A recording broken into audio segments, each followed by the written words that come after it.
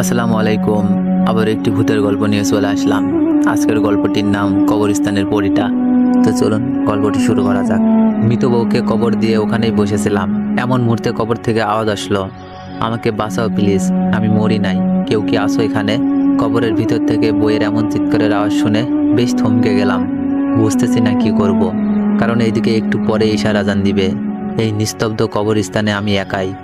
অনেক চিন্তার পর ভাবলাম কবরটি খুঁড়েই দেখি, যদি সত্যি সত্যি আমার বউ বেঁচে থাকে তাহলে তো আলহামদুলিল্লাহ। কথাটি ভেবেই হাত দিয়ে কবরের মাটিগুলো সরাতে লাগলাম। এমন মুহূর্তে কেউ একজন পেছন থেকে বলে উঠল, কবর খোঁড়া বন্ধ কর, তোর বউ মারা গিয়েছে। এখন যদি তুই এই কবরটি খুঁড়িস তাহলে তোর মৃত্যু নিশ্চিত। কথাটি শুনেই পিছনে তাকিয়ে দেখি কেউ নেই সেখানে, শুধুমাত্র আমি ছাড়া। মনে ভয় ঢুকে গেল, তাই আর কবরটি না খুঁড়েই দৌড়ে বাড়ি চলে আসলাম। কাউকে বুঝতে দিলাম না, নিশ্চুপ হয়ে শুয়ে রইলাম। এরই মাঝে কখন যে ঘুমিয়ে গিয়েছি বুঝতেই পারিনি আমি। ঘুমের মধ্যে স্বপ্নে দেখতে পেলাম আমার বউ আমাকে বলতেছে, আশিক, কাজটি তুমি ঠিক করো নাই, আমি এখন পর্যন্ত বেঁচে আছি, তুমি আমাকে বাঁচাও প্লিজ। স্বপ্নটি দেখার সঙ্গে সঙ্গে আমার ঘুম ভেঙে গেল। আর কিচ্ছু না ভেবে একটি কোদাল নিয়ে সোজা কবরস্থানে চলে আসলাম। এসেই মাটি খুঁড়তে লাগলাম। প্রায় অর্ধেক মাটি খুঁড়েছি। এমন সময় আবার পেছন থেকে কেউ একজন বলে উঠল, আশিক, চলে যাও এখান থেকে। এইবার সাহস নিয়ে বললাম, সাহস থাকলে আমার সামনে এসে কথা বল, এমন চোরের মতো লুকিয়ে কথা বলিস না। তবুও আমি সামনে গেলে তুই হার্ট অ্যাটাক করবি, এটাই ভালো হবে, চলে যা। আমি কোনোভাবেই চলে যাব না, যদিও যাই আমার বউকে নিয়েই যাব, ও এখনো মারা যায়নি। দেখি লোকটা হাসতে হাসতে বলল, আমার কথাগুলো শুনলি না, তোকে পস্তাতে হবে। আমি বললাম, সেটা তোকে নিয়ে ভাবতে হবে না, আমার কাজ আমাকে করতে দে, বুঝতে পেরেছিস? কথাটি বলেই আবার কবরটি খুঁড়তে লাগলাম। প্রায় 10 মিনিট পরে যখন কবরটা পরিপূর্ণভাবে খোঁড়া হয়, তখন নিচে নামতেই দেখতে পাই আমার বউয়ের মাথাটি পায়ের দিকে আর পা দুটি মাথার দিকে আছে, যা দেখে আমার শরীর থপথপ করে কাঁপতাছে এবং ঘামতাছে। চিৎকার শুরু করলাম, মিম, তুমি কি বেঁচে আছো? যদি বেঁচে থাকো তাহলে আমার সঙ্গে চলো। কথাটি বলেই সঙ্গে সঙ্গে কবরের ভিতর থেকে আওয়াজ আসলো, স্বামী, তুমি এসেছো আমাকে নিতে? হ্যাঁ, কিন্তু তুমি কথা বলতেছো কোথা থেকে সেইটা তো বুঝতে পারলাম না। এই দেখো আমি কবরের উপরে। কথাটি শুনেই উপরে তাকিয়ে দেখি সত্যি তো আমার বউ উপরে। তখন জিজ্ঞেস করলাম, তুমি উপরে থাকলে তাহলে নিচে কে? নিচে তো কেউই নেই। কথাটি শুনেই নিচে তাকিয়ে দেখি সত্যিই তো নিচে কেউ নেই। মুহূর্তের মধ্যেই উধাও। এই, তুমি না এখানে ছিলে, তাহলে মুহূর্তের মধ্যে উপরে গেলে কিভাবে? তোমার সামনেই তো উঠলাম, আর তুমি দেখতে পেলে না? এইটা কোনো কথা? একদম মিথ্যা বলবে না। উঠেছি আমি, তুমি লক্ষ্য করো নাই? ও আচ্ছা, তুমি মৃত্যুর পরে কিভাবে বেঁচে উঠলে? তুমি তো মরে গিয়েছিলে। না, আমি মরি নাই। ঠিক আছে, এখন বাসায় চলো। কবরস্থানে বর্তমানে কেউ নেই, পুরো এলাকা নির্জন। আরে ভয় করিও না, আমি তো আছি। বইয়ের কথাই আশিক একটু আশ্চর্য হলো, কারণ যেই মেয়েটি সন্ধ্যা হলে বাইরে যেতে ভয় পেত, সে কিভাবে বলতেছে ভয় পেও না, আমি আছি। আচ্ছা মিম, তোমার ভয় লাগতেছে না? না, ভয় লাগতেছে না। তুমি থাকতে কিসের ভয় বলো? এরপরে মিমকে নিয়ে সোজা বাসায় চলে আসলাম। বাসায় আসার সঙ্গে সঙ্গে সবাই ওকে দেখে বেশ আশ্চর্য হলো, কারণ একটি মৃত ব্যক্তি কিভাবে জ্যান্ত মানুষের মতো চলাফেরা করতেছে। সবাই জিজ্ঞেস করলো, কি ব্যাপার মিম, তুমি মারা যাওনি? আশ্চর্য, আমি মারা যাব কেন? আপনারা বুঝতেছেন না। আপনারা বুঝতে না পেরে আমাকে মৃত ভেবে মাটি দিয়েছিলেন।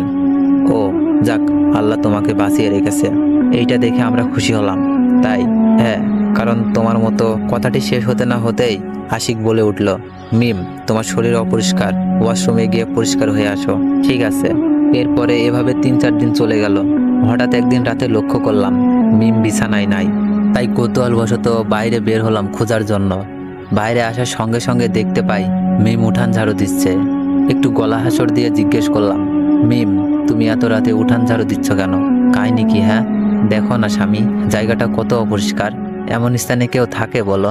প্রায় 3 বছর এমনভাবেই থাকলে হঠাৎ তোমার এতটা পরিবর্তন, বুঝলাম না। তোমাকে বোঝা লাগবে না, চলো ঘুমাতে যাবো এখন। কথা বাড়ালাম না, মিমের সঙ্গে ঘুমিয়ে পড়লাম। পরের দিন সকালবেলা উঠে একটু বাইরে যেতেই শুনতে পেলাম কবরস্থান থেকে লাশ হারিয়ে যাচ্ছে। সেই লাশগুলো আবার একটি পুকুর পাড়ে পাওয়া যাচ্ছে, কিন্তু লাশের চোখ দুটি করেই নিখোঁজ। কথাটি শুনে একটু ভয় পেলাম মনে। তার সামনে না গিয়ে সোজা বাসায় আসলাম। বাসায় এসে দেখি মিম বাসায় সব কাজ করতেছে। বুঝলাম না, যেই মেয়েটা কাজকে ভয় পেত সেই মেয়েটা কিভাবে এত কাজ করছে। এমন মুহূর্তে মা এসে বলে, আশিক, বাবা তোকে কিছু কথা বলতে চাই আমি। হ্যাঁ মা, বলো, কি বলবা? বাবা, মিমের কথাবার্তা আচার আচরণ বেশ অদ্ভুত হয়ে গিয়েছে। যেই মেয়েটা কোনো কাজ পারতো না সেই এখন সব কাজ করছে, আবার বলে আরো কাজ থাকলে বলো আমাকে। মায়ের কথা শুনে আমিও বেশ অবাক হলাম, কারণ আমিও এই সব পরিবর্তন দেখতেছি মিমের মধ্যে। মা, আমি দেখতেছি এই ব্যাপারটা, তুমি চিন্তা করিও না। সারা দিনটি যাওয়ার পরে রাত্রে মিমকে বললাম, মিম, তুমি কি সত্যি আমার বউ?